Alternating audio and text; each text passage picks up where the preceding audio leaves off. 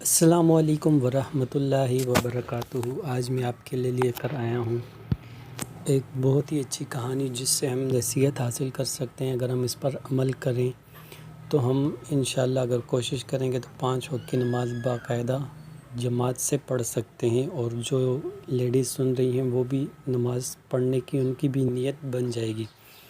تو یہ کہانی کچھ اس طرح ہے کہ گزرے زمانے میں ایک شخص ایک گاؤں میں رہا کرتا تھا جو خوب دل لگا کر باقاعدگی کے ساتھ پنجگانہ نماز باجماعت پڑھتا تھا۔ اس لیے لوگ اس کو محنت مزدوری کے لیے نہیں بلاتے تھے۔ شکایت یہ تھی کہ ہر گھڑی مسجد کی دوڑ لگاتا رہتا ہے۔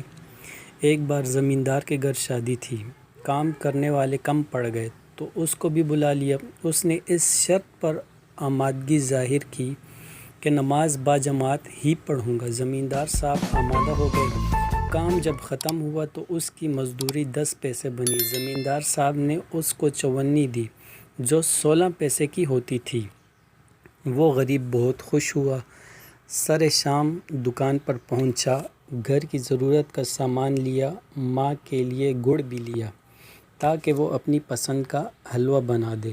دکاندار نے کہا کہ 12 پیسے ہو گئے۔ اس غریب نے پلے سے کھول کر چوانی دی۔ دکاندار نے چراغ کی روشنی میں دیکھا، پرکھا اور چوانی اس کی جھولی میں پھینک دی اور غصے میں بولا، ہر دم مسجد کی دوڑ لگاتے ہو اور رات کے اندھیرے میں کھوٹی چوانی دیتے ہو۔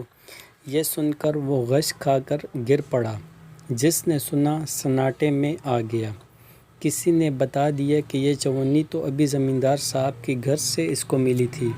ہمدردی میں لوگوں نے اس کے لیے پیسے جمع کیے۔ کچھ دیر میں اس کو ہوش آیا تو لوگوں نے کہا، بھائی اتنا صدمہ ایک چوانی کا، لو ہم نے تمہارے لیے پیسے جمع کر دیے ہیں۔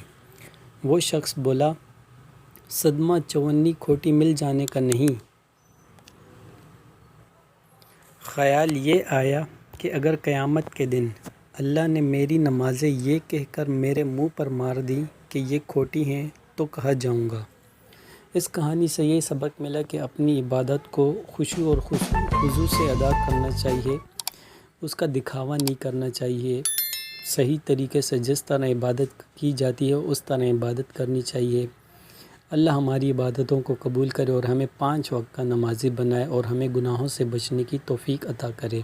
اگر یہ ویڈیو آپ کو پسند آئے تو اس کو آگے شیئر کریں، لائک ضرور کریں اور چینل کو سبسکرائب کرنا نہ بھولیں۔ شکریہ۔